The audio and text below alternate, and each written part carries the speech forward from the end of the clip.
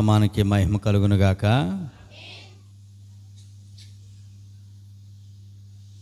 ప్రభునందు ప్రియులారా, చక్కగా మనం అందరం కలిసి దేవుని స్తుతించగలిగాం. పాటల ద్వారా మంచి పాటలు సోదరులు నడిపించారు. వారితో కలిసి మనం దేవుణ్ణి ఆరాధించగలిగాము, స్తుతించగలిగాము. ఈ సమయంలో దేవుని యొక్క ఉన్నతమైనటువంటి వాక్యము మనకెంత అవసరము గనక ఇటు వాక్యాన్ని మనం చక్కగా నేర్చుకొని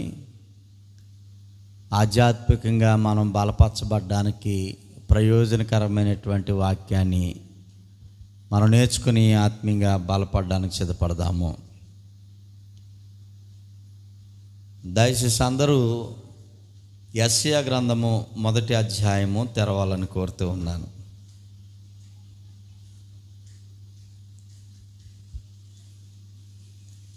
ప్రతి ఒక్కరూ మన గ్రంథాలు తెరిచి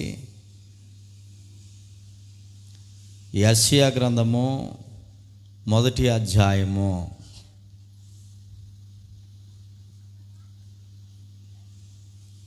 ప్రారంభ వచనాన్ని మనం చదువుకుందాము. ఉజ్జియా, యోతాము, అహాజు, హిజ్కియాను యోధారాజుల దినములలో యోధాను గూర్చియు యెరూషలేమును గూర్చియు ఆమోజు కుమారుడగు యెషయాకు కలిగిన దర్శనము. ప్రభునందు ప్రియులారా, ఈ దినం ఇక్కడ చెప్పబడుతున్నటువంటి యెషయా గ్రంథంలో ఉన్నటువంటి కొన్ని విషయాలను మొదటి 1-2 వచనాలలో ఉండి మనం జాగ్రత్తగా ఆలోచించేద్దాం.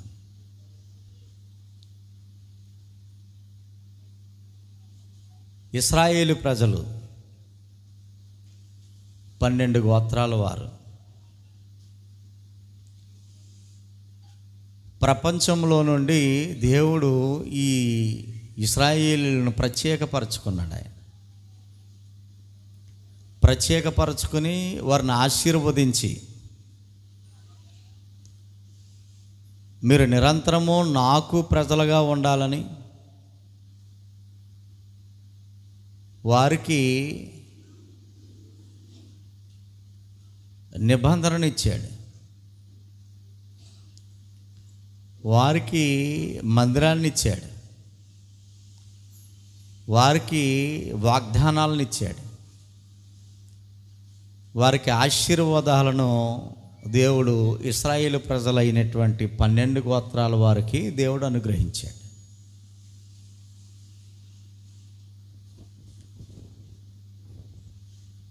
అప్పటికే చుట్టుపక్కల ఎన్నో రాజ్యాలు ఉన్నాయి. ఎంతోమంది ప్రజలు ఉన్నారు. వారికిలాగా నాకు సంబంధించినటువంటి నా పిల్లలు, నా ప్రజలు ఉండకూడదని దేవుడు వారిని సెపరేట్ చేసినటువంటి, ప్రత్యేకపరిచినటువంటి విధానాన్ని మనం చూస్తాం.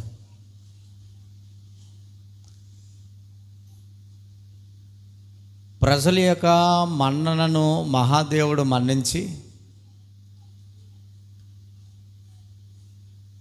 వారి అక్కరలను తీరుస్తూ, వారి అవసరాలను తీరుస్తూ,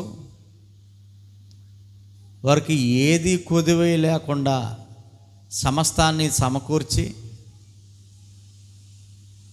అద్భుతమైనటువంటి రీతిలో దేవుడు వారిని కాసి కాపాడుతూ వస్తూ ఉన్నాడు.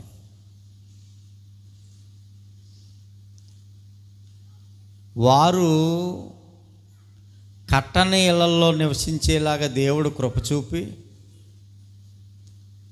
వారు నాటని ఫలాలు వారు భుజిస్తూ ఆయురారోగ్యాలతో వర్ధిల్లే అద్భుతమైనటువంటి సదవకాశాన్ని, ఆశీర్వాదాన్ని దేవుడు తన ప్రజలైనటువంటి ఇశ్రాయేలీయులకు ఇస్తాడు.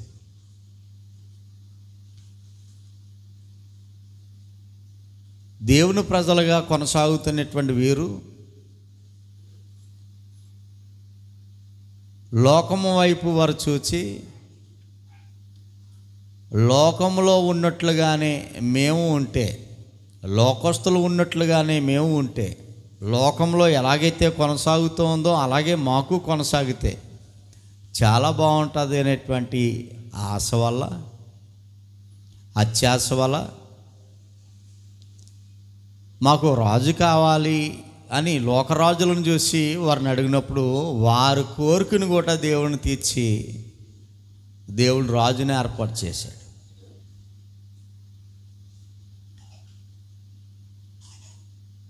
అయితే ప్రియులారా, రాజుగా దేవుడు మనిషిని ఏర్పాటు చేశాడు, సౌలుని. కానీ పరిపాలన చేసేది దేవుడు మాత్రమే.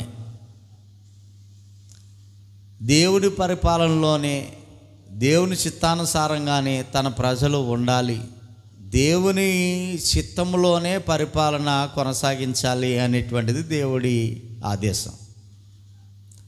దేవుడు బయలుపరిచినటువంటి చట్టం అనగా వాక్యాన్ని ఏమాత్రము తోలనాడకుండా ఉండాలి అనేటువంటిది దేవుడు ఆలోచన.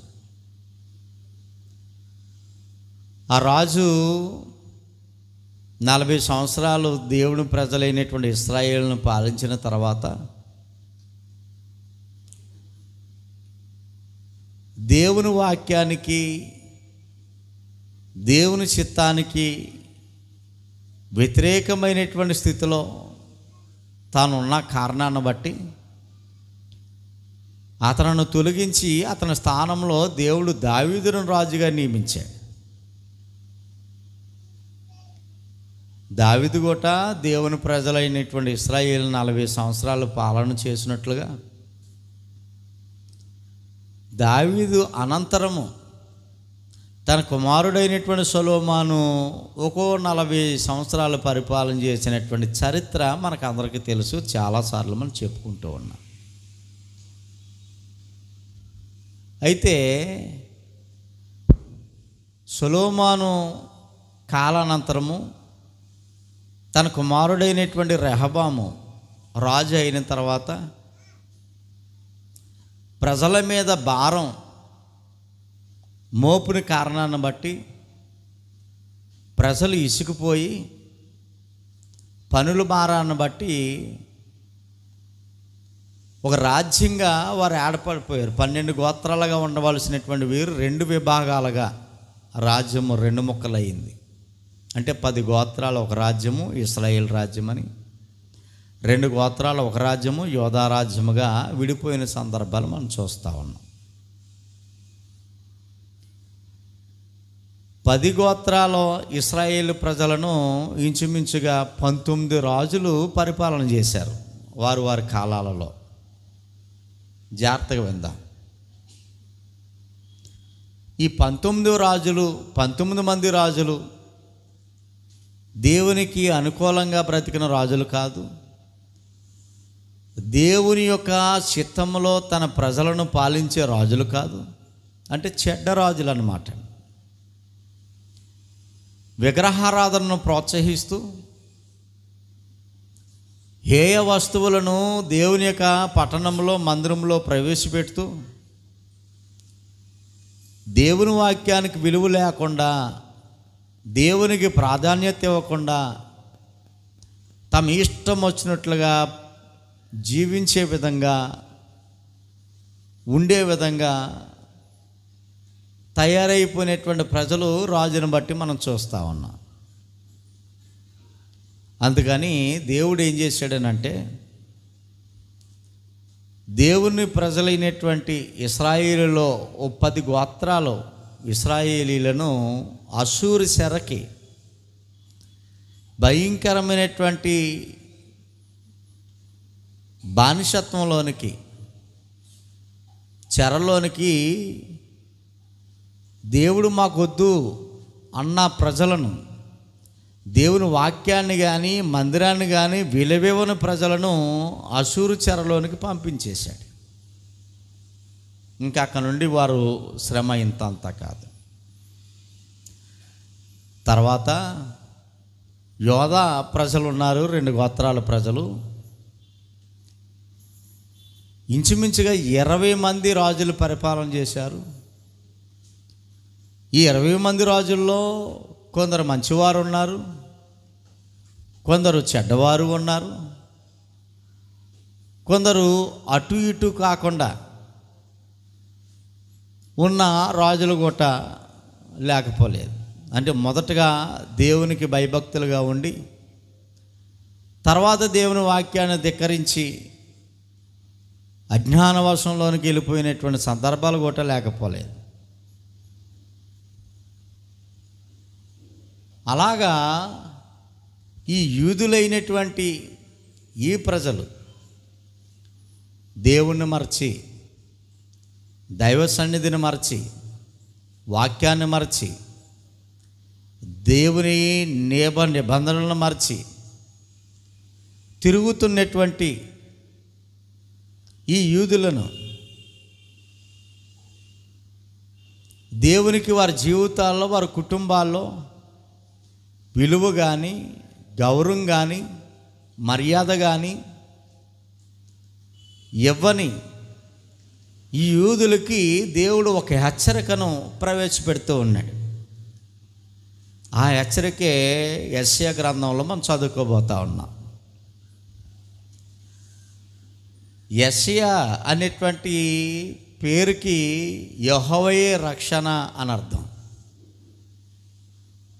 చెప్పండి మీరు, యెషయా అనేటువంటి పేరుకి అర్థం ఏంటి? యెహోవాయే రక్షణ అని అర్థం. ఇతడు గొప్ప ప్రవక్తగా మనకు కనబడుతూ ఉన్నాడు. ఇతడు ఉజ్జియా, యోతాము, ఆహాజు, హిజ్కియా రాజుల కాలంలో ప్రవక్తగా పనిచేసినటువంటి గొప్ప ప్రవక్త. అంటే ఇంచుమించు 4 రాజుల కాలంలో ఈ ప్రవక్త దేవుని సేవకుడిగా పనిచేశాడు. ఏం పేరు ఈ ప్రవక్త పేరు? యెషయా గారు.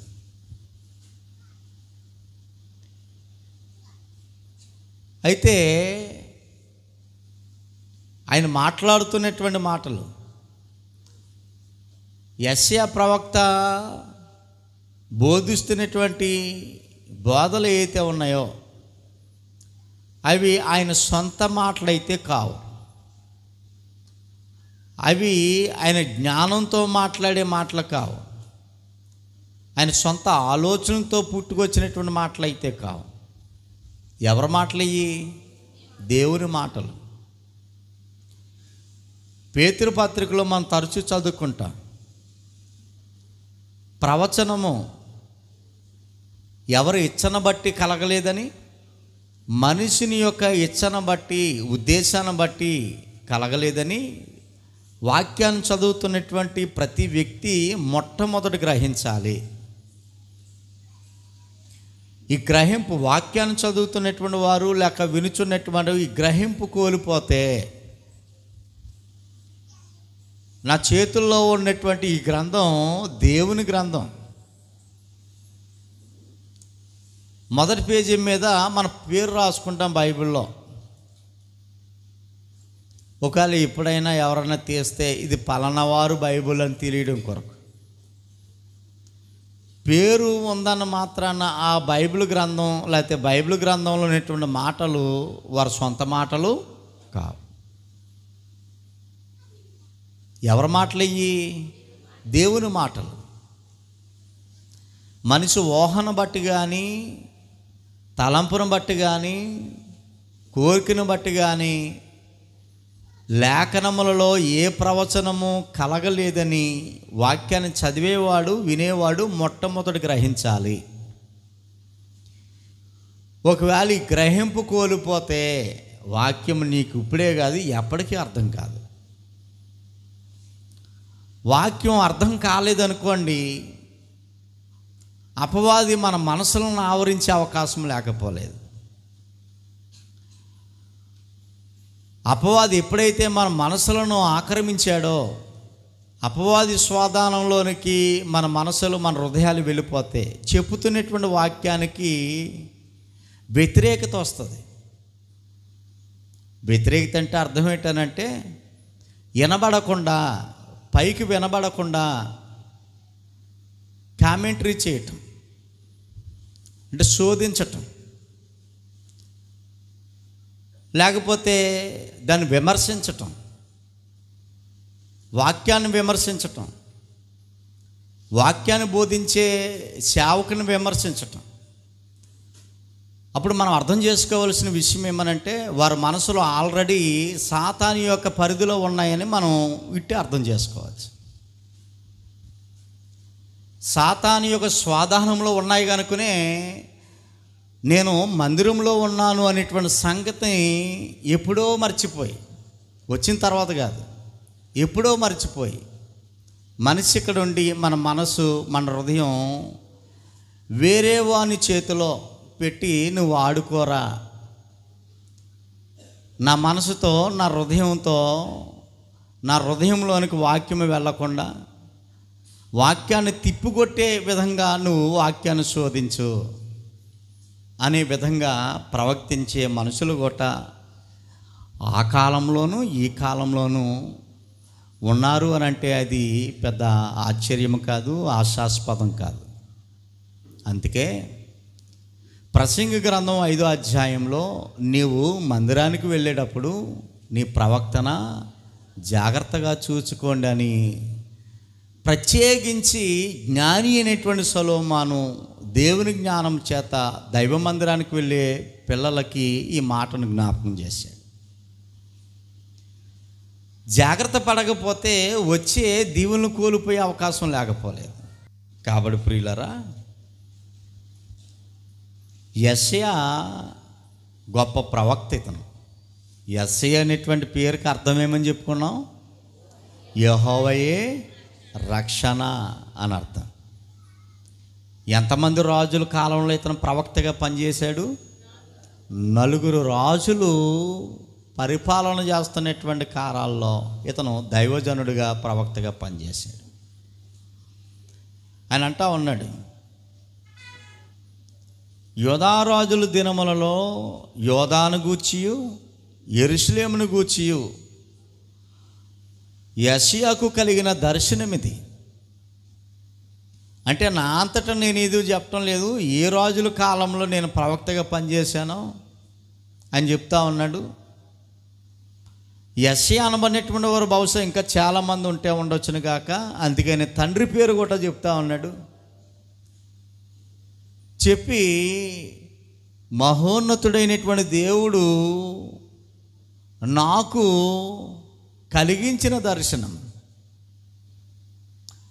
నాతో చెప్పినటువంటి దర్శనము, ఆ దర్శనం ద్వారా దేవుడు కొన్ని సంగతులను జ్ఞాపకం చేశాడు అని చెప్తా ఉన్నాడు. ప్రభునందు ప్రియ దేవుని బిడ్డలారా, యెహోవా మాట్లాడుచున్నాడు అని 2వ వచనం ఆయన ప్రారంభించాడు. అదేంటి, యెషయా కాదు కదా మాట్లాడుతున్నది? యెషయా కాదు, యెషయా అని మనం అనుకుంటున్నాం. యెషయా కాదు. ఎవరు మాట్లాడుతున్నారు మరి? యెహోవా మాట్లాడుచున్నాడు. దేవుడు మాట్లాడుతుంటే సైలెంట్ అయిపోవాలి, అందరూ అయిపోవాల్సిందే.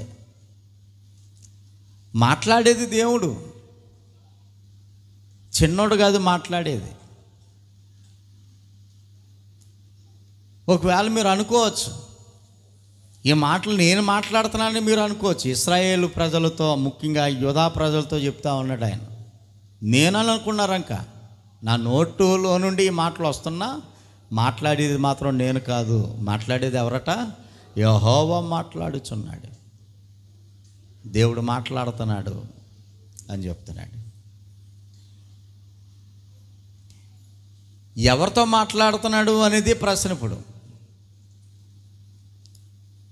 ఎవరితో మాట్లాడుతున్నాడు? దేవుడు మాట్లాడుతున్నాడా? జాగ్రత్తగా విందా. దేవుడు మాట్లాడుతున్నాడా? ఎస్, దేవుడు మాట్లాడుతున్నాడు. ఎవరితో మాట్లాడుతున్నాడు? దేవుడు మాట్లాడితే ఎవరితో మాట్లాడుతున్నాడు అనేది ప్రశ్న. ఎవరితో మాట్లాడుతున్నాడు అని అంటే మనుషులతో మాట్లాడట్లేదు ఆయన. ఇప్పుడు మనం ఆశ్చర్యపడవలసిన పాయింట్ అదే. మనుషులతో మాట్లాడట్లేదు ఆయన. దేవుడు మాట్లాడుతున్నాడు, అది వాస్తవం. కానీ మనుషులతో మాట్లాడట్లేదు. ఎవరితో మాట్లాడుతున్నాడు మరి? ఆకాశమా ఆలకించుము, భూమి చెవియొగ్గుము అని మాట్లాడుతున్నాడు. ఎన్నోసార్లు ఈ వాక్యాన్ని మనం చదువుకున్నాం, పాటలు కూడా పాడుకున్నాం. మన పాటల పుస్తకంలో పాట ఉంటుంది, కృపారావు గారు రాసినటువంటి పాట. పాటలు పాడేసుకున్నాము, ఆ వాక్యాన్ని ఎన్నోసార్లు మనం చదివేసుకున్నాము. చదవటం మాత్రమే, పాడటం మాత్రమే అనేటువంటి ఆ పరిధిలోనే అంతవరకుని మనం ఆలోచించగలిగాం. కానీ దేవుడు మాట్లాడుతున్నాడు. మనుషులతోనా? మనుషులతో అయితే కాదు. ఎవరితో మరి? ఆకాశముతో మాట్లాడుతున్నాడు, భూమితో మాట్లాడుతున్నాడు. ఇందుకు ప్రాబ్లం ఏంటి? ఆకాశము భూమితో మాట్లాడవలసినటువంటి అవసరం ఏమొచ్చింది ఆయనకి? ఇందుకు ప్రాబ్లం ఏంటి? సమస్య ఏదైనా వచ్చిందా అని అంటే చిన్న సమస్య కాదు, చాలా పెద్ద సమస్య వచ్చింది. ఎంత పెద్ద సమస్య అంటేనంటే, బిడ్డను కనక మునిపే 9 నెలలు ఆడి కోసం జాగ్రత్తలు తీసుకుని తల్లి, చిన్న జాగ్రత్తలు కాదు, ఎన్నో జాగ్రత్తలు తీసుకుని డాక్టర్ కన్ఫర్మ్ చేసిన నాటి నుండి మళ్ళీ పురుడు వచ్చేంత వరకు, డెలివరీ అయ్యేంత వరకు నెల 2 నెలలు హాస్పిటల్కి వెళ్ళి మంచి మందులు, తల్లికి బిడ్డకి ఉపయోగపడే మందులు, డబ్బు లేకపోతే ఏదోడు తాకట్టు పెట్టో, ఆళ్ళలో ఎడగో అడుగో హాస్పిటల్కి వెళ్ళి బిడ్డ కొరకు, గర్భంలో ఉన్నటువంటి బిడ్డ కొరకు తల్లి ఆలోచిస్తుంది. చాలా జాగ్రత్తలు తీసుకుంటా ఉంది. ఎలా పెడితే అలా తిరగడానికి లేదు. గర్భిణీ స్త్రీ ఏది పెడితే తినేయడానికి లేదు. అంటే ప్రతిదీ జాగ్రత్తలు అన్నమాట. బిడ్డను కన్నా తర్వాత ఆ బిడ్డ కొరకు ఎంతో జాగ్రత్త. తల్లి ఒకరితే కాదు, తండ్రి బాధ్యత. కుటుంబంలో ఉన్నటువంటి ప్రతి ఒక్కరూ ఆ పసిబిడ్డ శ్రేయస్సు కొరకు స్నానం చేయించటం, ఇంకా అదంతా మీకు తెలిసినటువంటి స్థితి. ఎదుగుతూ ఉన్నాడు, బిడ్డను చూసి మురిచిపోతూ ఉంది. నడవలేని పరిస్థితిలోనే బిడ్డ, ఇంకా నడవటం కాదు కదా, కూర్చోలోని పరిస్థితిలో కూడా, అంటే ఇంకా కూర్చునే వయసు కూడా బిడ్డకు రానప్పుడే బిడ్డలకి ఏం చేస్తున్నాం మనం? కాలుకు సాక్షులు వేస్తున్నాం. నడిచేవాడికి సాక్షులు, కూర్చోవటమే రాదు అయిన సాక్షులు, చేతులకు గ్లౌజులు, మంచి వేడిగా పుట్టుగా ఉండడానికి మంచి వేడి కలిగించే బట్టలు, ఆడికో దోమల తెర. ఇదంతా మనం శ్రద్ధ. అంటే బిడ్డ శ్రేయస్సు కొరకు తల్లి ఆలోచన చేస్తుంది. ఎదుగుతున్నాడు, మంచి స్కూలు, మంచి బట్టలు, మంచి తిండి, మంచి ఆహారం, బిడ్డకు మంచి పేరు, మంచి వ్యవహారం, ఇదంతా ఖర్చుతో కూడినటువంటి పని. ఎవరు ఆ బిడ్డకి అంత ఖర్చు చేసేది, ఆ బిడ్డ కొరకు అంత అలాగా ఆలోచించేది, అంత పెట్టుబడి పెట్టేది ఎవరు? తల్లి, తండ్రి. పెద్దోడైపోయాడు, పెద్ద గజ దొంగ అయిపోయాడు అనుకుందాం, పెద్ద తీవ్రవాది అయిపోయాడు. తల్లి, నా బిడ్డ గజ దొంగ అయ్యాడని గర్వంగా చెప్పుకున్న సందర్భాలు ఏమైనా ఉంటాయా? మీకున్న అనుభవంలోంచి ఏదైనా చెప్పండి నాకు. నా బిడ్డ ఉదయాన్నే ఓ బెత్తం ఒకటి తీసుకొని 100 ఇవ్వకపోతే సావగొడతాడు, నా కొడుకు కాబట్టి నన్ను కొడుతున్నాడు 100 రూపాయల కోసం అని చెప్పుకునే తల్లి కానీ తండ్రి కానీ ఉండే పిల్లలు, లేక పిల్లల కోసం అలా చెప్పుకునే తల్లిదండ్రులు ఉంటారంటారా? అంటే సంతోషంగా చెప్పుకుంటారా? అమ్మా మీరు చెప్పాలి, నాకు చెప్పుకోరు. ఒకరు చెప్పుకోవాల్సి వస్తే మనకి సన్నిహితంగా, మన కుటుంబానికి సన్నిహితంగా, మన కుటుంబంతో కలిసిపోయే వారితో, ఒక మంచి ఫ్రెండో లేకపోతే బాగా తెలిసినటువంటి కుటుంబస్తులతోటే ఈ బాధను పంచుకుంటాం. వీటిని కనడానికి ఎంతో ప్రయాసపడ్డాను నేను, ఎంతో ఖర్చు చేశాను, బాగా చదివితే నన్ను పోషిస్తాడని అనుకున్నాను, కానీ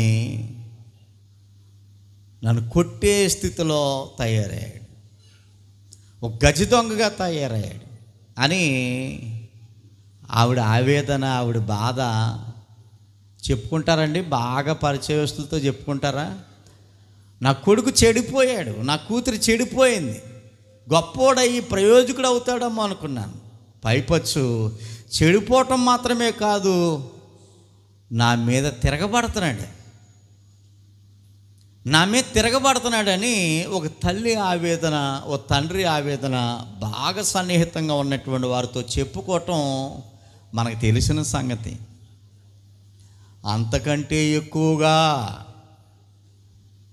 అంతకంటే ఎక్కువగా బాధపడుతూ ఉన్నాడు మన కన్న తండ్రి అయినటువంటి దేవదేవుడు. ఆ విషయాన్ని మనకు జ్ఞాపకం చేయడానికి మనకు తెలిసిన సంగతిని మీకు మీ మనసులో పెట్టాను. మన కన్న తండ్రి దేవదేవుడు అంతకంటే ఎక్కువగా బాధపడుతున్నాడు. ఆయన ఆవేదన ఇంతంతా కాదండి, మా తండ్రి ఆవేదన ఇదంతా. మన ఆత్మలకు తండ్రి అయినటువంటి దేవదేవునికి ఆవేదన, తన పిల్లల కోసం ఆవేదన పడుతున్నాడు. దేవునికి సృష్టి వల్ల ప్రాబ్లం లేదండి, దేవునికి జంతువుల వల్ల ప్రాబ్లం లేదండి, దేవునికి పక్షుల వల్ల కానీ చేపల వల్ల కానీ ఏ విధమైనటువంటి ప్రాబ్లం లేదండి.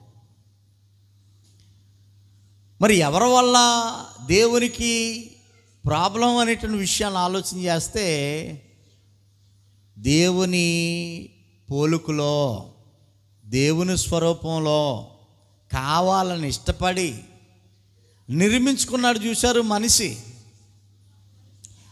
ఆ మనుషుల వల్ల దేవునికి ఆవేదన. దేవుడు అనుకున్నదొకటి, తన పిల్లల ద్వారా ఈ ప్రపంచానికి దేవుని ఉనికిని చాటాలనుకున్నాడు. ఆయన అన్ని లోకాలలో దేవుని మహిమ ప్రకటించాలనుకున్నాడు. ఆయన దేవుణ్ణి మహిమపరచడం అలా పక్కన పెట్టు, కానీ దేవుడు వద్దనుకుని దేవునికి వ్యతిరేకంగా, దేవుని వాక్యానికి వ్యతిరేకంగా దేవుని విడిచి దేవుని స్థానంలో మరొకరిని పెట్టే స్థితికి యూదులందరూ వచ్చేసారు. అందుకే దేవుడు మాట్లాడుతున్నాడు. ఎవరు మాట్లాడుతున్నారట? 2వ వచనంలో యెహోవా మాట్లాడుచున్నాడు. ఎవరితో? మనుషులతో అయితే కాదు, భూమితోనూ ఆకాశముతోనూ. నేను పిల్లలను పెంచి, దేవుడు ఆవేదన చూడండి, భూమితో మాట్లాడుతున్నాడు ఆయన, ఆకాశంతో మాట్లాడుతున్నాడు. నేను అన్న కాడ మీ బైబిల్లో చిన్న గీతను చూడండి. బైబిల్ చూసి అలవాటు ఉందా? చూడండి, చిన్న గీత ఉందా, డాష్ ఉందా? ఆ డాష్ ఉంది అంటే దానికి అర్థం ఏంటంటే నేరుగా దేవుడే మాట్లాడుతున్నాడని మనం అర్థం చేసుకోవాలి. వేరే ఎవరి మాటలు కావాలి, నేరుగా దేవుడు మాటలు. నేను పిల్లలను పెంచి గొప్పవారుగా చేసి తిని వారు నా మీద తిరగబడుచున్నారు అని చెప్తున్నాడు. వారు నా మీద తిరగబడుచున్నారు. బా, ఎంత దారుణమైన పరిస్థితి చూడండి. వారు నా మీద తిరగబడుచున్నారు. ఎవరి మీద తిరగబడుతున్నారట? దేవుని మీద తిరగబాటు. బా, ఇది కొంచెం చాలా సీరియస్గా ఆలోచన చేయాలి. దేవుని మీద తిరగబాట. చాలామంది అనుకుంటారు, నేనేం దేవుని మీద తిరుగుబాటు చేయట్లేదు కాబట్టి నేను బాగానే ఉన్నాను అని అనేసుకుంటున్నారండి.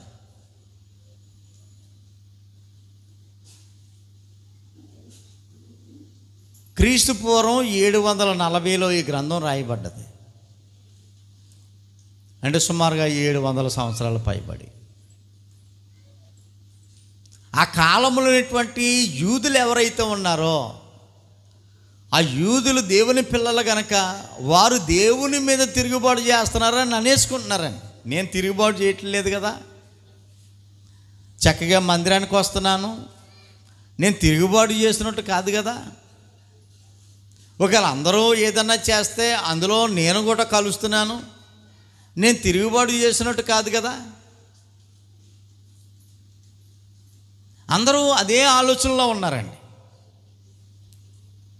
కానీ అసలు విషయానికి వస్తే దేవుని ప్రేమించే వాళ్ళు 100లో 10 మంది అయితే మిగతా 90 మంది, నేను ఇంకా తప్పు చెప్తున్నానమ్మో, 90 మంది కూడా 10 మంది కూడా ఉండరు. దేవుని ప్రేమించే వాళ్ళు 10 మంది కూడా ఉండరు. ఒకవేళ మనం అనుకుంటే 10 మంది దేవుని ప్రేమించే వాళ్ళు అంటే మిగతా 90 మంది దేవుని మీద తిరుగుబాటు చేసేవాళ్ళే. ఈ 90 మంది మళ్ళీ దేవుని నమ్మిన వాళ్ళే, మందిరానికి వస్తున్న వాళ్ళే. ఏదైనా కార్యం వస్తే నేను కలుస్తానని అందులో చేతిలో చేసేవాళ్ళే. 90 మంది దేవుని మీద తిరుగు. ఆ వివరాల్లోకి వెళ్తే కొంచెం బాధ ఎక్కువ అయ్యే అవకాశం ఉంది కనుక మీరు అర్థం చేసుకోగలరు. దేవుని మీద తిరుగుబాటు చేస్తున్నారా? ఆ కాలంలోనా ఈ కాలంలో కూడా ఉన్నారా దేవుని మీద తిరుగుబాటు చేసేవాళ్ళు? ఎందుకు లేరు? చాలామంది ఉన్నారు. రక్షించినటువంటి నశించిపోతున్నటువంటి మనలను తన కుమారుణ్ణే మన కొరకు బలిచ్చి, అసలు ఈ త్యాగం ఎవరు చేయరండి. ఈ అమృతమైనటువంటి కార్యాన్ని భూమి మీద ఏ నరుడు చేసిన తాకతాలు లేవు, ఎవరు చేయరు. తనకు ఒకనే ఉన్నటువంటి కుమారుడు, ఏకైక కుమారుడు అయినటువంటి యేసుక్రీస్తు మనల్ని రక్షించడం కొరకు ఆయన్ను బలి చేశాడు. కుమారుని బలి చేశాడు ఆయన. ఆ కుమారుని యొక్క బలియాగంలో ఆయన రక్తము ద్వారానే మన పాపాలు శుద్ధి చేసి కడిగేసాడండి. అరకాలు మొదలుకొని నడినెత్తి వరకు ఎక్కడైతే పాపపు డాగులు ఉన్నాయో వాటినన్నిటినీ యేసుక్రీస్తు యొక్క శిలువ రక్తములో మనల్ని అందరినీ కడిగేసి పరిశుద్ధులుగా పరిపూర్ణులుగా ఆయన ఇంట్లో పెట్టుకున్నాడు. వీరు నా పిల్లలుగానే ఉండాలని దేవుడు ఆశపడ్డాడు. అలాంటి త్యాగం చేసినటువంటి దేవుని మీద తిరుగుబాటు చేస్తున్నారట. ఎవరితో చెప్తున్నాడు ఈ మాటలన్నీ? భూమితోని ఆకాశంతోని చెప్తున్నాడు. చెప్తున్నది ఎవరు? దేవుడు. దేవుడు మాట్లాడుతున్నాడండి. ఈ మాటలన్నీ దేవుడు మాటలు. మీరు గమనించాలి, మాటలన్నీ ఎవరి మాటలు? దేవుడి మాటలు. ఆకాశమా ఆలకించు, భూమి చెవియొగ్గు, నేను పిల్లలను కన్నాను. వారి కోసం ఎంతో ఒక మంచి తలంపు కలిగి ఉన్నాను నేను. ఎన్నో ఆశలు కలిగి ఉన్నాను నేను. ఎన్నో ఉద్దేశాలు కలిగి ఉన్నాను. వాళ్ళని నేను కన్నాను, పెంచాను, పెద్దవారిని చేశాను. ఇప్పుడు రెక్కలు వచ్చిన తర్వాత నా మీద తిరగబడుతున్నారు. ఎంత ఆవేదనతో చెప్తున్నాడు చూడండి ఈ మాటలు. నా మీద తిరగబడుతున్నారు. నా పిల్లలు, నేను పెంచిన నా పిల్లలు నా మీద తిరగబడుతున్నారు. నేను పోషించిన నా పిల్లలు నా మీద తిరగబడుతున్నారు. పెద్దవారుగా చేసిన నా పిల్లలు నా మీద తిరగబడుతున్నారు అని ఆయన జ్ఞాపకం చేస్తున్నాడు. ప్రియ దేవుని బిడ్డలారా, ఇక్కడ ప్రశ్న మనకు రావాలి. ఆకాశంతోనూ భూమితోనే ఎందుకు చెప్తున్నాడు ఆయన? ఆకాశంతోనూ భూమితోనూ చెప్పడానికి గల కారణాలు ఏంటి అన్న విషయానికి మనం వస్తే, ద్వితీయోపదేశకాండము, దయచేసి అందరూ గ్రంథాలు తెరవండి. ద్వితీయోపదేశకాండము 30వ అధ్యాయం. ద్వితీయోపదేశకాండము 30వ అధ్యాయం.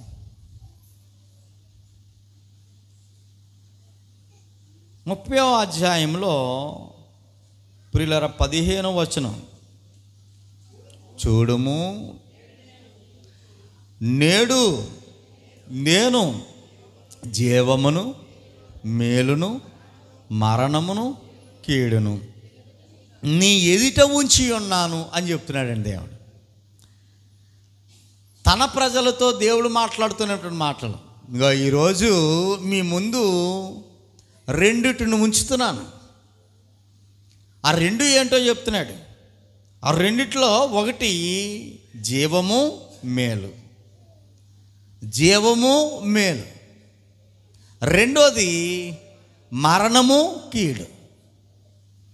ఈ రెండు మీ ముందు ఉంచుచున్నాను. ఎవరి ముందు ఉంచాడంట దేవుడు? తన పిల్లల్లో ఎదుట ఉంచాడట, తన ప్రజల ఎదుట ఉంచాడట. ఈ రెండిట్లో ఏది మంచిదో చెప్పండి. అంటే మరణము జీవము, జీవం మంచిదా మరణం మంచిదా? జీవమే మంచిది. కీడు మంచిదా మేలు మంచిదా? మేలే మంచిది. ఈ అవగాహన ఉంది మనకి. జీవం మంచిది, మరణం మంచిది కాదు. మేలు మంచిది, కీడు మంచిది, అది అవగాహన ఉంది. కానీ కీడే కావాలని, మరణమే కావాలని కోరుకునే వాళ్ళకు తెలియకుండా వారు వాటిని సొంతం చేసుకుంటున్నారట. వారికి తెలియకుండానే ఈ కీడిని, ఈ మరణాన్ని వారి ఖాతాలో వేసుకుంటున్నారట. ఎంత విచిత్రమో చూడండి. మీ ముందుంచాను నేను, వీటిని మీ ముందుంచాను. నీవు బ్రతికి విస్తరించాలని అనుకుంటే, నీవు బ్రతికి విస్తరించాలి అని అనుకుంటే, విస్తరించటం అని అంటే అభివృద్ధి చెందటం, విస్తరించటం అని అంటే వర్ధిల్లటం. నువ్వు బ్రతకాలి, నీ బ్రతుకులో అభివృద్ధి చెందాలి. ఈ కోరిక అందరికీ ఉంటుందండి, కొందరికేనా? నేను బ్రతకాలి, నా బ్రతుకులో నేను అభివృద్ధి చెందాలి. విస్తరించడం అంటే అభివృద్ధి చెందటం. అన్నిటిలో అభివృద్ధి, అన్నిటిలోనూ విస్తరించాలి.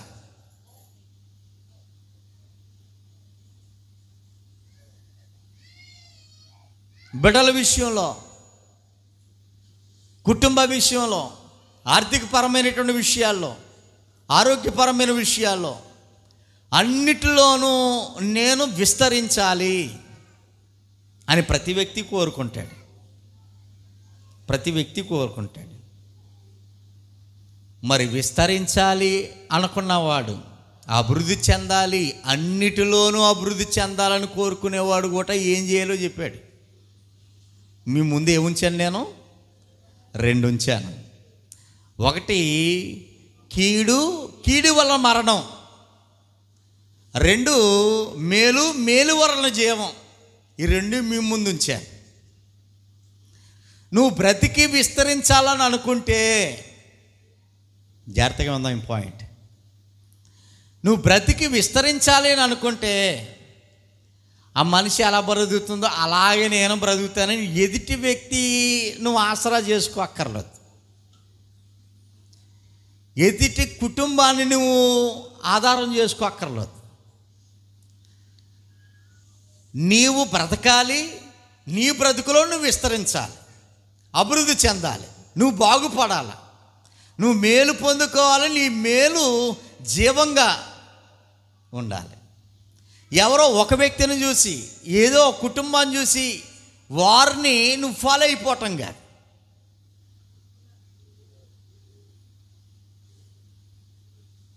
మరి ఏం చేయాలి? మేలు జీవము నేను పొందుకోవాలని అంటే, పొందుకొని నా బ్రతుకులో నేను విస్తరించాలి అని అంటే నేనేం చేయాలి?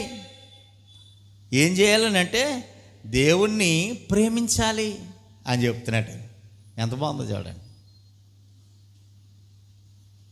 మేలు జీవము కావాలనుకున్నవాడు, వాటిని తన జీవితంలో అనుభవించాలనుకున్నవాడు, తన బ్రతుకులో విస్తరించాలనుకున్నవాడు, అభివృద్ధి చెందాలనుకున్నవాడు దేవుణ్ణి ఏం చేయాలి? ప్రేమించాలి. ప్రేమిస్తున్నట్టు నటించడం కాదు. మళ్ళీ ప్రేమించడం అంటే మళ్ళీ తప్పుగా అర్థం చేసుకునే అవకాశం లేకపోలేదు. సీరియాల్లో సినిమాల్లో ఉంటాయి చూసారు ప్రేమలు, అవి కాదు ప్రేమించడం అని అంటే. దేవుని ప్రేమించాలి. అక్కడ రాశాడు, అక్కడ దేవుని ప్రేమించడము అంటే అర్థం ఏంటనంటే దేవుడు ఏది చెప్తే అది చేయటం. ఇంకా కుడికి కానీ ఎడమకి కానీ తొలగిపోకుండా దేవుడు చెప్పిందే వేదవాకు అన్నమాట. కానీ దేవుని మాట ఈ వేదవాకు నేను బ్రతికించే మాటది. ఆ మాట ఏం చెప్తే అది ఇంక నచ్చడం లేదా, ఆ మాట నీకు నచ్చడం లేదా అంటే నిన్ను బాగు చేసేదన్నమాట. నీ బ్రతుకును బాగు చేసేదన్నమాట. ఆ మాట నీకు ఇష్టం అవటం లేదా, ఆ మాట దేవుని మాట నీకు అంగీకరించలేకపోతున్నావా, నువ్వు గుండెల్లో గుచ్చుకున్నట్టు ఉంటుందా, గుణపం పోట్లు పొడిచినట్టు ఉంటుందా అంటే ఇది దేవుని మాట అన్నమాట. బాగుపరిచే మాట ఇది. నీ హృదయాన్ని శోధిస్తుంది అంటే నిన్ను సరి చేసే మాట ఇది దేవుని మాట. దేవుని మాట. మందు చేదుగా ఉంది, నేను మింగనని పేసి పెడేస్తున్నాడు కుర్రోడు ఒకడు. మందు చేదుగా ఉందట, మింగను అని పేసి పెట్టేస్తున్నాడు. వాళ్ళ అమ్మ పాపం కడుపులో ఏదో పాములు ఉన్నాయి, నులుపురుగులు ఉన్నాయి, పాములు అని చెప్పి మందు వంటలు తయారు చేసి మింగమాని పెడుతుంటే పేసి పెట్టి దొల్లేస్తున్నాడు నేను మింగనని.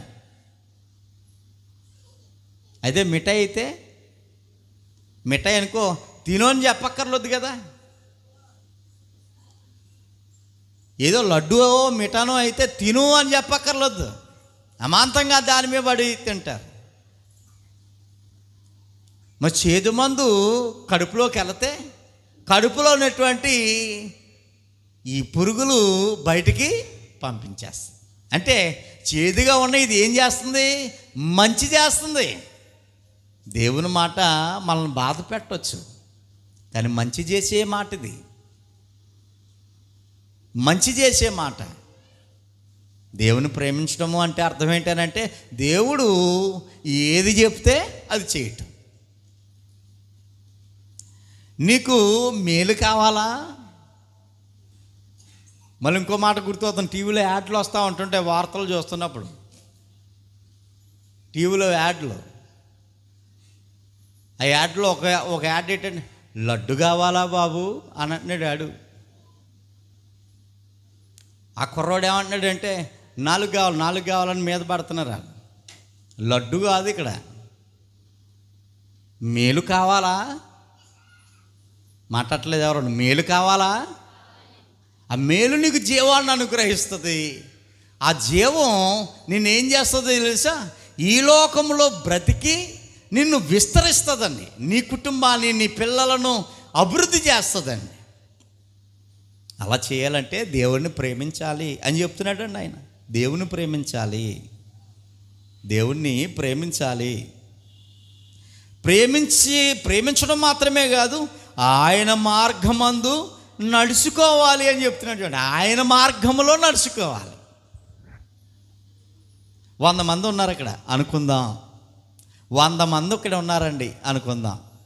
99 మంది ఎడం పక్కన మార్గం ఉంది, 99 మంది ఎడం పక్కకి వెళ్తున్నారు. కుడి పక్కన ఒక దారి ఉంది. అప్పుడు నీ నిర్ణయం ఏంటి? ఒకటి నాశనానికి నడిపించే మార్గము 99 మంది నడుస్తున్నారు, ఒకటి జీవానికి నడిపించే మార్గము నువ్వు ఒక్కడవే ఉన్నావు. నీ నిర్ణయం ఏంటి? ఇప్పుడు అందరూ ఎలా నడిస్తే అలాగే నేను నడుస్తానని అనుకుంటావా?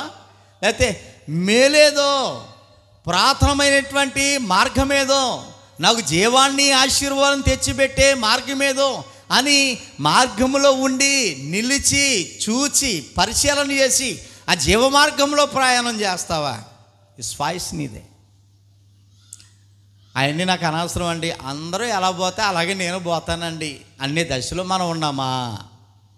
లేక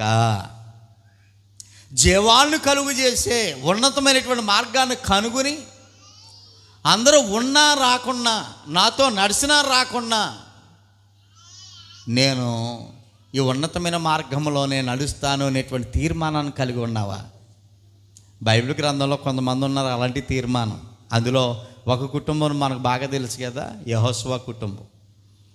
మీరు అందరూ అలా పోతున్నారా? పోతే బాగుండే. నేను నా కుటుంబం దేవుని మార్గంలోనే. నువ్వు ఒకడు ఏం చేస్తారో బాబు, ఇటు వచ్చే అని కేకలేస్తున్నారు అయ్యప్ప వాళ్ళు. నా సావైనా బ్రతికైనా నా దేవుళ్ళలోనే, నాకు నచ్చినా నాకు నష్టం వచ్చినా మేలు వచ్చినా ఇదే మార్గం అనేటువంటి ఒక మంచి తీర్మానం చెప్తా ఉన్నాడు ఆయన. ఆయన మార్గం మందు నడుచుకుని ఆయన ఆజ్ఞలను కట్టడలను విధులను అనుసరించి నేడు నేను నీకు ఆజ్ఞాపించుచున్నాను, నేడు నేను నీకు ఆజ్ఞాపించుచున్నాను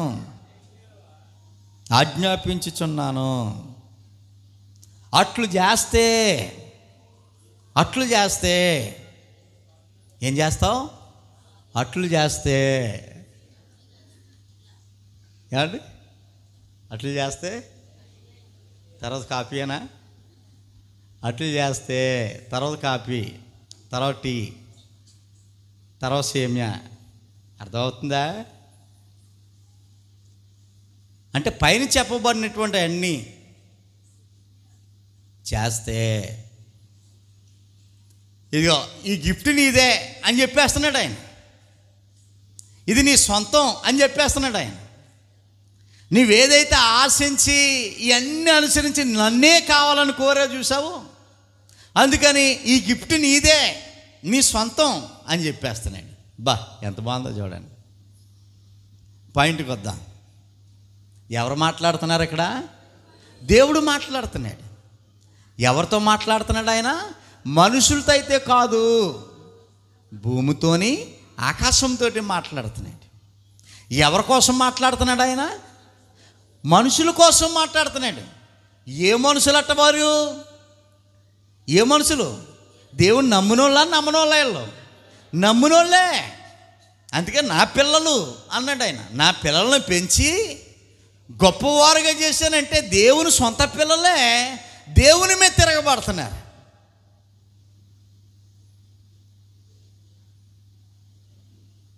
తన సొంత పిల్లల కోసం భూమితోని ఆకాశంతో చెప్తున్నాడు ఆయన. ఎంత బాధపడి చెప్తున్నాడో చూడండి.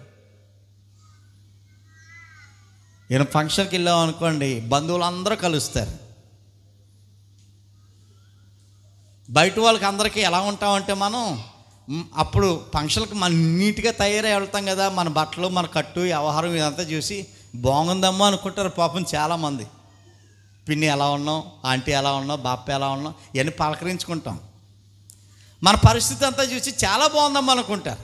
భోజనాలు అయిన తర్వాత చోట కూర్చుంటాం కదా, ఎలాగున్నావే అని అడిగితే ఏం బాగుంటామే బాబు అని తలపట్టుకుంటారు. అప్పుడు ఏమైంది అని అంటే, నాకు ఇంటాయనతో సమస్య లేదు, ఇంటావుడితో సమస్య లేదు, పిల్లల కోసమే సమస్య అని అప్పుడు వాళ్ళ పిల్లల కోసం చెప్పుకుంటున్నట్టు బాగా దగ్గరగా ఉన్నటువంటి వారితో, బాగా క్లోజ్గా ఉన్నటువంటి వారితో ఈ బాధను చెప్పుకుంటారు. కూతురు పరిస్థితి బాగోలేదు, కొడుకు పరిస్థితి బాగోలేదు అని పంచుకుంటాం మనం. వాళ్ళు బాగా మనకు దగ్గర పర్లేదు చెప్పుకోవచ్చు అని అనుకుంటే, వాళ్ళు వింటే ఏదో కొంచెం చెప్పుకుంటే బాధ తగ్గుతుంది అనేటువంటి ఆలోచనతో కుర్రోడు పరిస్థితి బాగోలేదా, ఆడి కోసం ఎంత ఆరాటపడ్డాను నేను, ఆడి కోసం ఎంత పురాకులు పడ్డాను, ఆడి పరిస్థితి ఏం బాగోలేదు, మందు మరిగేసాడు.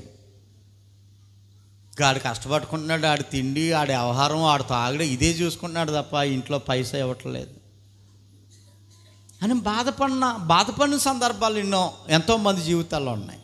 మనకు పై ఆశం చూసి చాలా బాగున్నారమ్మో అని అనేసుకుంటాం, కానీ ఇలాగ ఎంతోమందిని ఇలా టచ్ చేస్తే ఈ బాధలు చెప్పేవాళ్ళు ఎంతోమంది ఉంటారు. అలానే దేవుడు కూడా ఆవేదన, దేవుని బాధపడుతున్నాడు. తన పిల్లల కోసం ఆకాశంతోని భూమితోని చెప్పుకుంటున్నాడు. ఇంతకీ ఆకాశంతోని భూమితోని ఎందుకు చెప్పుకున్నాడు మనం చదువుకుంటున్నాం. ఆకాశంతోని భూమితోని ఎందుకు చెప్పాలా? వారితోనే చెప్పడానికి గల కారణం ఏంటి అని అంటే, ద్వితీయోపదేశకాండం 30వ అధ్యాయంలో చూడండి 19వ వచనం. నేడు మళ్ళీ చెప్తున్నాడు ఈ విషయాన్ని, జీవమును మరణమును, ఆశీర్వాదమును శాపమును నీ ఎదుట ఉంచి అనేటువంటి మాట. ఏముంచాడట? జీవాన్ని, ఆశీర్వాదాన్ని. జీవాన్ని, ఆశీర్వాదం, జీవము, ఆశీర్వాదం. తర్వాత ఇంకేమన్నాడు ఆయన? ఏమండి? శాపము, మరణము. శాపము, మరణము నీ ఎదుట ఉంచి. ఎవరిని సాక్షులుగా పెడుతున్నాడని చెప్తున్నాడు చెప్పండి, కింద చదవండి. భూమి ఆకాశములను సాక్షులుగా మీ ఎదుట పెట్టుచున్నాను. నేడు జీవమును మరణమును, ఆశీర్వాదమును శాపమును నేను నీ ఎదుటన ఉంచి భూమి ఆకాశములను మీ మీద సాక్షులుగా పెట్టుచున్నాను. ఇంతకీ ఎవరిని సాక్షులుగా పెట్టాడట? భూమి ఆకాశాలని సాక్షులుగా పెట్టాడు. ఇంతకీ దేవుడు భూమితోని ఆకాశంతోని తన ఆవేదన ఎందుకు చెప్పుకుంటున్నాడో చెప్పండి. ఇప్పుడు సాక్షులుగా పెట్టాడు వారిని. మనుషుల మీద, తన పిల్లలకి మీద సాక్షులుగా పెట్టాడట. మనిషిని సాక్షిగా పెట్టడానికి కుదరదా?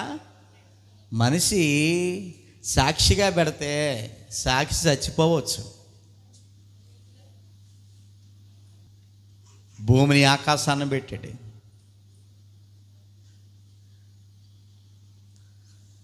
సహోదరుల, సాక్షుల నుండి పారిపోవడానికి ముద్ద ఎవరైతే ఉన్నాడో సాక్షుల నుండి తప్పించుకోవడానికి, పారిపోవడానికి అవకాశం ఉంది. కనబడకుండా చూడండి, కొన్ని కేసుల్లో విదేశాలకు పారిపోతూ ఉంటుంటారు,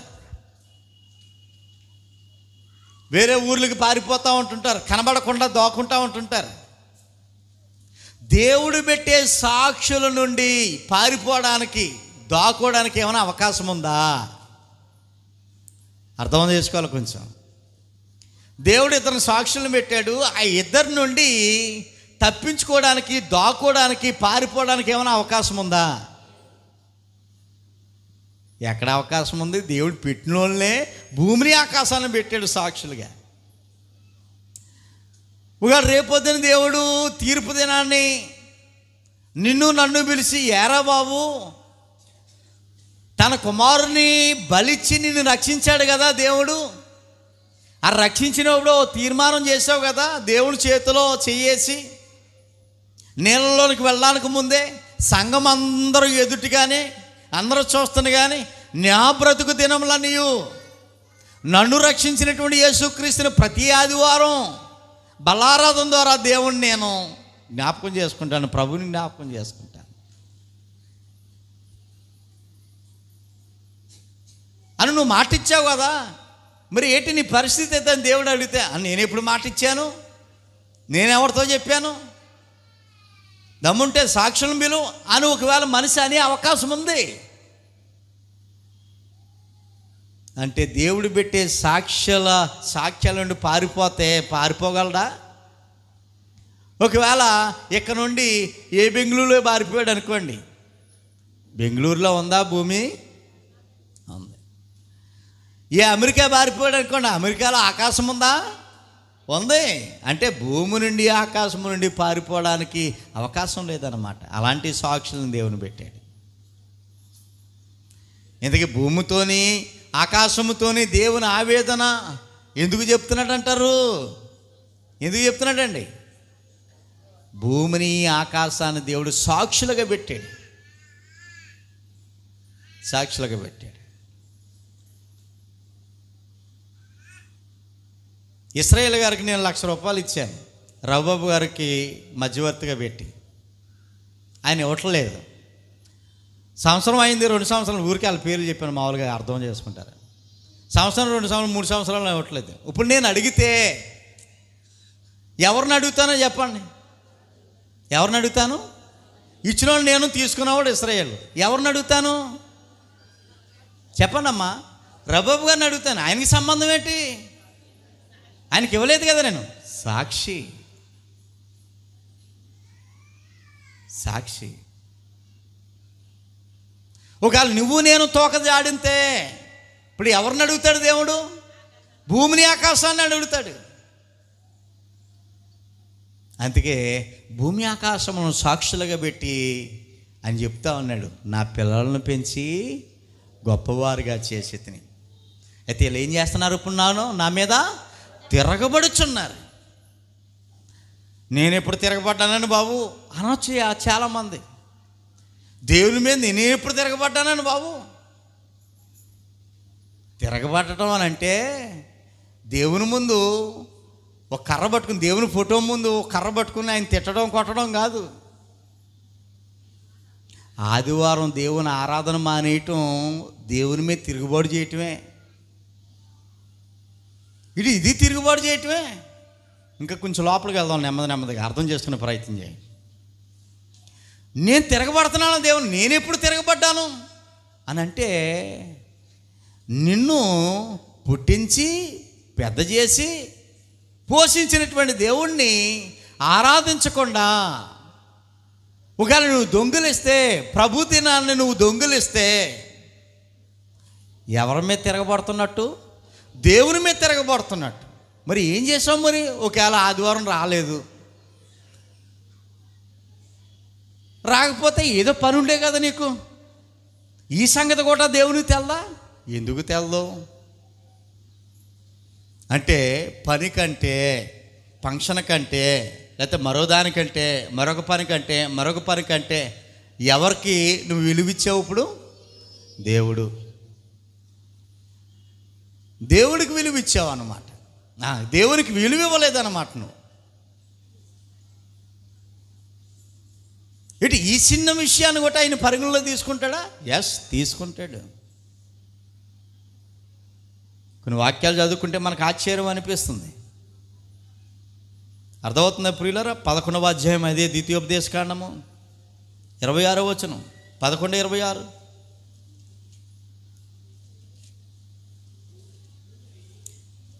చదవండి. 11:26లో చూడుడి, నేడు నేను మీ ఎదుట దీవెనను శాపమును పెట్టి ఉన్నాను. నేడు నేను నీకు ఆజ్ఞాపించు మీ దేవుడని యెహోవా ఆజ్ఞలను మీరు వినిన ఎడల దీవించబడతావు. నేను నీకు ఆజ్ఞాపించినటువంటి ఆజ్ఞలను వింటే దీవించబడతావు. నీ ముందు ఏముంచండి నేను? చూడండి. మళ్ళీ ప్రత్యేకించి ఆ మాట రాసాడండి ఆయన. చూడండి అని రాశాడు. ఆ మాటను విడగొట్టాడు ఆయన. ప్రత్యేకంగా పెట్టి చూడండి, నేను మీ ఎదుట దీవెనను పెట్టాను, శాపాన్ని పెట్టాను. మీకు తెలియకుండానే చాలామంది శాపాన్ని మీ ఖాతాలో వేసుకుంటున్నారు. పాపం అమాయకులు.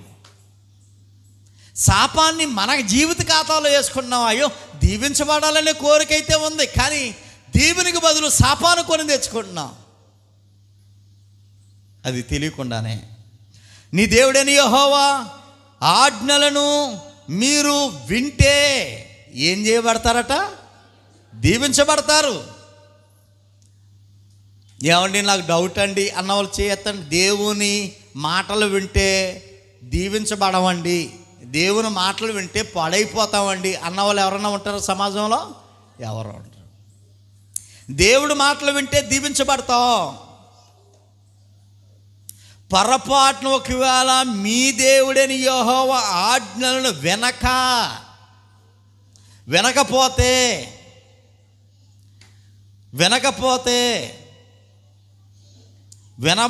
వినకుండా ఏమండి మీకు ఆజ్ఞాపించినటువంటి మార్గాన్ని విడిచి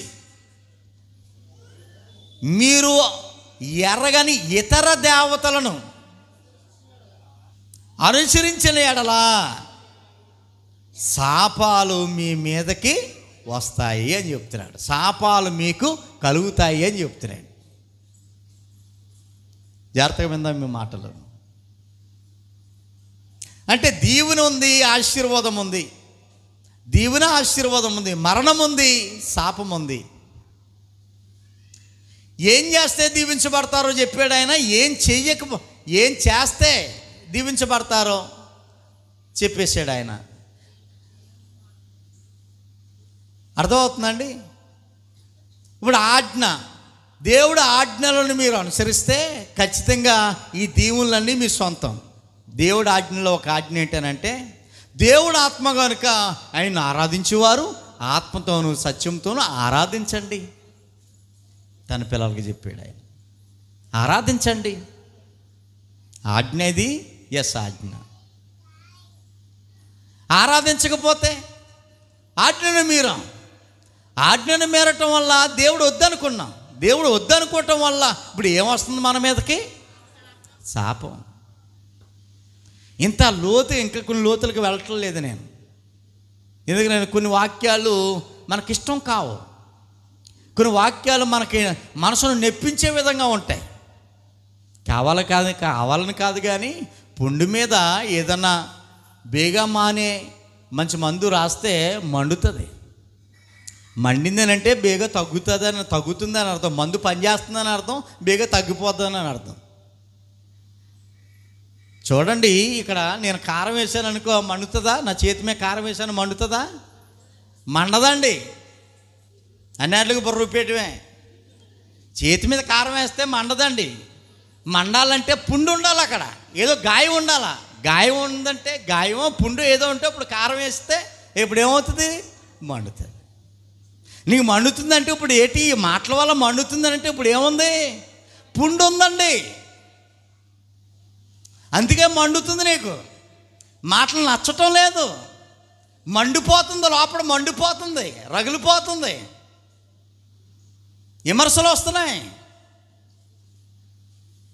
దూషణ మాటలు వస్తున్నాయి. అమ్మో, దేవుని వాక్యాన్ని కామెంట్ చేసే అంత స్థితి చాలా ప్రమాదంలో పడిపోతున్నా. కాబట్టి ప్రియులారా, ఆలోచన చేద్దాము. ఇంకా మనం నెమ్మదిగా చదువుకోగలిగితే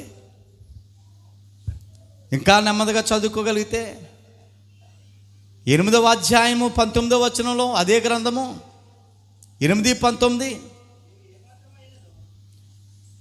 చూడండి.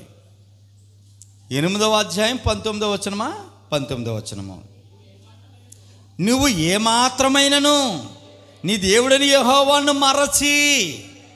దేవుణ్ణి మరచి ఇతర దేవతలను అనుసరించి పూజించి నమస్కరించిన ఎడల మీరు నిశ్చయముగా నశించిపోతారు. నేడు మిమ్మల్ని గూర్చి నేను సాక్ష్యము పలుకుచున్నాను. మీ మీద సాక్షులుగా పెట్టిన అల్లటప్పాలను పెట్టలేదు. నేను సాక్షులను బలమైన వాళ్ళని పెట్టాను. పచ్చనోట్లు చేపిస్తే మారిపోయే సాక్షులు కాదు వీళ్ళు. బిర్యానీ ప్యాకెట్ ఇస్తే మారిపోయే సాక్షులు కాదు వీళ్ళు. బలమైన సాక్షులు. ఎవరటే ఈ సాక్షులు? భూమి ఆకాశము. నువ్వు ఏది ఇస్తే మార్చగలవు? నీ వైపు సాక్షిగా నీ తరపున మార్చేసుకోగల, భూమిని మన తరపున మార్చేసుకోగలవా సాక్షిగా? అసలు ఎవరి తరం కాదు. అలాంటి వాళ్ళని పెట్టేసాడు సాక్షులుగా. అలాంటి వాళ్ళని సాక్షులుగా పెట్టేశాడు. అర్థమవుతుందా ప్రియులారా? అదే గ్రంథం 31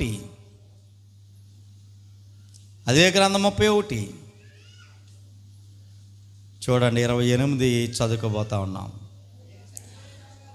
చడు ఇక్కడ మోషే గారు చెప్తున్నారు ఇశ్రాయేలు గురించి.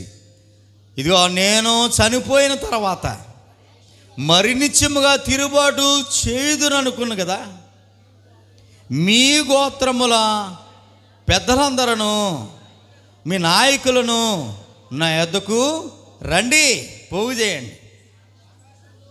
ఆకాశమును భూమిని నా మీద, ఆకాశమును భూమిని వారి మీద సాక్షులుగా పెట్టి నేను ఈ మాటలు వారి వెనుకల్లో పెట్టెదను, చెబుతాను అని చెప్తున్నాడు ఆయన. ఎవరిని పెట్టాడు సాక్షుల్ని? భూమి ఆకాశం.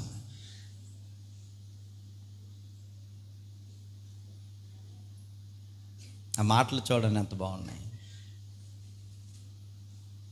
ఎందుకంటే నేడు మరణమైన తర్వాత, నేను చచ్చిపోయిన తర్వాత మీరు బొత్తుగా చెడిపోయి నేను మీకు ఆజ్ఞాపించిన మార్గమును తప్పుతారు.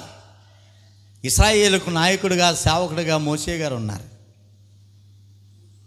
మోషే ఎప్పటికప్పుడు చెప్తున్నాడు ఆయన, ఒరే బాబు, ఇది దేవుని మార్గం, ఇది సాతాను మార్గం. ఈ దేవుని మార్గంలో నడిస్తే జీవం, ఆశీర్వాదం, మేలు కలుగుతుంది. సాతాను మార్గంలో నడిస్తే శాపం, కీడు, మరణం వస్తుంది అని చెప్తూ ఉన్నాడు. ఆ మాటల వరకు రుచించడం లేదు, కఠినంగా ఉన్నాయి, ఇబ్బందిగా ఉన్నాయి. ఇప్పుడు అలా చెప్పే నాయకుడే లేడనుకోండి, చెప్పే సేవకుడే లేడనుకోండి, చెప్పేవాడు లేకపోవటం వల్ల ఇప్పుడు కట్టులేనటువంటి పశువు ఏం చేస్తుంది? ఇప్పుడు ఏదైనా కట్టుగార కట్టామనుకోండి, గేదెని ఉంటుందా? ఉండదు. అక్కడ కట్టే లేదనుకోండి, కట్టు తెగిపోయింది అనుకోండి, లేదనుకోండి, అక్కడే ఉంటుందా? ఉండదండి. ఆ మధ్య ఎవరో గేదెలు పోయాయండి, అయ్యారు సీసీ కెమెరాలు ఆన్ చేయండి అని అన్నారు. ఎందుకు పోయా ఏటానంటే తాడు తెంపేసుకుందాని అన్నాడు. తాడు తెంపేసుకుంటే అక్కడ ఉండదన్నమాట, అది పోతుంది అన్నమాట. కట్టు లేకపోవటంలో పోయే అవకాశం ఉంది. అంటే వాక్యం లేకపోతే, వాక్యాన్ని బోధించే సేవకులు లేకపోతే చెడిపోయే అవకాశం ఉంది. ఆ మాటలు కొంచెం బాధగా ఉన్నా బాగుపరిచే మాటలు దేవుని మాటలు. మోసే ఏమంటున్నాడండి, నేను ఉన్నాను కాబట్టి చెప్పగలుగుతున్నాను. కానీ నేను చచ్చిపోతే చెప్పే నాదుడు ఉన్నాడు కదా, మీరు ఖచ్చితంగా చెడిపోతారు. నేను మరణమైన తర్వాత మీరు బొత్తుగా చెడిపోతారు. నేను మీకు ఆజ్ఞాపించిన మార్గమును తప్పిపోతారు. ఆ దినములంతయు కీడు మీకు ప్రాప్తి వస్తుంది. మీరేం చేస్తారో తెలుసా? భయంకరమైనటువంటి దుస్థితిలో ఉండి దేవునికి కోపం పుట్టించే ఆయన దృష్టికి కీడైనను చేయొద్దురు. ఇది చాలా ప్రమాదకరమైన పరిస్థితి. అందుకే నేనేం చేస్తున్నానో తెలుసా? ముందుగానే మాకు ఎవరు చెప్పలేదు నాయనా అని మనుషులను మోసే గారి సాక్షిని పెట్టి ఒకవేళ చచ్చిపోతే మాకు ఎవరు చెప్పలేదని సాక్షిని చంపేయచ్చు.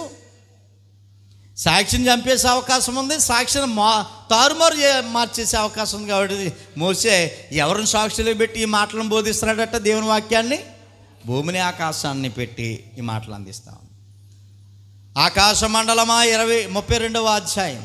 ఆకాశ మండలమా చెవియొగ్గము, నేను మాట్లాడుదును. భూమండలమా నా నోటి మాటలు వినుము. నా ఉపదేశము వానవలే కురియను, నా వాక్యము మంచు వలె నాయను. లేతగడ్డి మీద పడు చినుకు వలె ఉన్నదట దేవుని మాటలు. పచ్చగడ్డి మీద కురియు వర్షం వలె ఉన్నదట. నేను యెహోవా నామమును ప్రకటన చేస్తున్నాను, మన దేవుని మహాత్మ్యమును కొనియాడుతున్నాను. ఆయన ఆశ్రయదుర్గముగా ఉన్నాడని నేను ప్రజల్లో చెప్తున్నాను. ఆయన కార్యము సంపూర్ణమని నిత్యము ప్రకటిస్తున్నాను. ఆయన చర్యలన్యు న్యాయములు. ఆయన నిర్దోషి, నమ్మదగిన దేవుడు, ఆయన నీతిపరుడు, యథార్థవంతుడు అని నా పిల్లలకు చెప్తున్నాను. ఆకాశమా, భూమి. కానీ ఈ ప్రజలు ఎలా గాలేస్తే అలా పోతారు. ఆయనకు అనుకూలంగా ఉంటేనే ఉంటారు, అనుకూలంగా లేదనుకోండి వెంటనే నాలుగు భుజం మీద వేసుకుని దేవుడు లేదు, సేవకులు లేదు, సంఘము లేదు, వాక్యం లేదు, ఏదైనా మాట్లాడే పరిస్థితి వీళ్ళకు ఉంటుంది. అందుకే ఆకాశాన్ని భూమిని సాక్షులుగా పెట్టి విషయాలన్నీ దేవుని కోసం చెప్తున్నాను, దేవుని కోసం చెప్తున్నాను. 5వ వచనంలో వారు తమ్ము చెరుపుకొని ఎవడో చెరపటం కాదు, వాళ్ళకి వాళ్ళే చెరుపుకొని అంటే పాడైపోవటం అని అర్థం. వారికి వారే పాడైపోయి ఆయన పుత్రులు కారు. వారి హృదయాన్ని వారు మోసపుచ్చుకుంటున్నారు, వారు చెరుపుకుంటున్నారు. వారు పుత్రులు కారు, దేవునికి పిల్లలు కాదు వీరు. వారు కలంకులు, దేవుని పిల్లలుగా పైకి కనబడేలాగా చలామణిలో ఉన్నారు కానీ వారు కలంకులు, దేవుని పిల్లలు కాదు. వారు మూర్ఖత గల వంకర వంశస్థులు వీరు. బుద్ధి లేని అవివేక జనమా, ఇట్లు యెహోవాకు ప్రతీకారము చేయుదురా అని నిన్ను సృష్టించి తండ్రి కాడా? దేవునికి ఎంత అన్యాయం చేస్తారా మీరు? దేవునికి ఎంత దౌర్జన్యం చేస్తారా మీరు? దేవుని ఇంత ఆవేదపరుస్తారే, దేవుని ఇంత బాధ పెడతారా? ప్రతీకారము చేయవారులారా, ఆయన నిన్ను సృష్టించిన తండ్రి కాడా? ఆయనే నిన్ను పుట్టించి స్థాపించను కదా. పూర్వదినమును జ్ఞాపకము చేసుకో, తరతరాలు సంవత్సరములు తలుసుకో. ఒకవేళ నీకు తిరిగిపోతే నిన్ను కన్నా నీ తండ్రిని అడుగు, ఆయన నీకు తెలియజేస్తాడు. నీ పెదవులను అడుగు, వారు నీతో చెప్పుదురు. పెద్దలను అడుగు, చెప్తారు. మహోన్నతుడు జనమునకు వారు స్వాచ్ఛముగా విభజించినట్లని విషయాలన్నీ జ్ఞాపకం చేస్తున్నాను. కాబట్టి ప్రియ దేవుని బిడ్డలారా, దేవుడు పెట్టే సాక్ష్యము చాలా పెద్దది, చాలా గొప్పది. దేవుడు పెట్టినటువంటి సాక్ష్యం ఎవరట? భూమిని ఆకాశాన్ని. ఈ ఆవేదన అంతా ఎవరిది? దేవుడిది. ఎవరు మాట్లాడుతున్నారు? దేవుడు మాట్లాడుతున్నాడు. ఎవరి గురించి మాట్లాడుతున్నాడు? తన సొంత పిల్లల కోసమే మాట్లాడుతున్నాడు, రక్షింపబడినటువంటి వారి కోసమే మాట్లాడుతున్నాడు. నిత్యము దేవుని సన్నిధిలో వాడబడుతున్నటువంటి వారి కోసమే ఆయన మాట్లాడుతూ ఉన్నాడు. ఆకాశము ఆలకించము, భూమి చెవియగ్గము. నేను పిల్లలను పెంచి గొప్పవారుగా చేసి తిని, కానీ వారు నా మీద తిరగబడుచున్నారు అని భూమి ఆకాశాలతో చెప్తా ఉన్నాడు. ప్రియ దేవుని బిడ్డలారా, విషయాన్ని ఆలోచన చేద్దాము. మన ముందు సాక్షులు ఉన్నారు, తప్పించుకోవడానికి అవకాశము లేదు. ఏదైనా పొరపాట్లుంటే సరి చేసుకోవడానికి దేవునికి అవకాశం ఇస్తూ ఉన్నాడు. కాబట్టి ప్రియ దేవుని బిడ్డలారా, అవకాశాన్ని ఇస్తూ ఉన్నాడు ప్రతి ఒక్కరికి. మన ముందు జీవము మరణం ఉన్నది, కీడు శాపం ఉన్నది. మేలైనది ఏదో మనం యోచించి దానిని పట్టుకొని ఉన్నతమైనటువంటి దేవుని మార్గంలో నడిస్తే మన బ్రతికి, మన జీవితాలు, మన కుటుంబాలు విస్తరించే అవకాశము లేకపోలేదు. కాబట్టి మనం మధ్య మనకి అప్పుడు ఇప్పుడు ఎప్పుడు దేవుడు భూమి ఆకాశాలను సాక్షులుగా పెట్టాడనే సంగతిని మర్చిపోకుండా దేవుని సన్నిధిలో దేవుని పిల్లలుగా యథార్థంగా బ్రతకడానికి, దేవుడు అవకాశం ఇస్తే ఆయన సన్నిధిలో వాడబడ్డానికి, పరిచర్యలో వాడబడ్డానికి, దైవాశీర్వాదాలు పొందుకోవడానికి మనం పరిపూర్ణంగా సిద్ధపడదాం. మంచి మాట్లాడినటువంటి మీకు ప్రభునామములో వందనాలు.